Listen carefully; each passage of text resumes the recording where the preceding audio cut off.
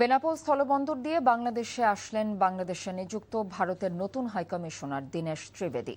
বেলা 11:30টার পর বেনাপোল পেট্রোপোল স্থলবন্দর দিয়ে বাংলাদেশে আসেন দীনেশ ত্রিবেদী।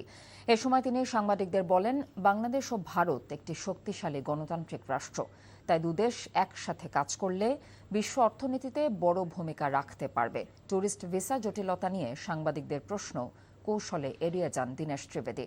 ভারতের সাবেক কেন্দ্রীয় রেলমন্ত্রী ও বিজেপির নেতা এই দীনেশ ত্রিবেদী। দুদেশের ৫৫ বছরের সম্পর্কের ইতিহাসে ভারত এই প্রথম কোনো রাজনীতিবিদকে দেশটির হাইকমিশনার করে বাংলাদেশে পাঠালো। বাংলাদেশের স্ট্রং ডেমোক্রেসি, আমাদেরও স্ট্রং ডেমোক্রেসি।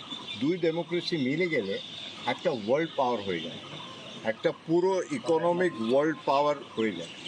কিন্তু এই মেলামেশাটা দরকার, আর এর জন্যে আমার যা দায়িত্ব আছে আমি নিশ্চয়ই পালন করব।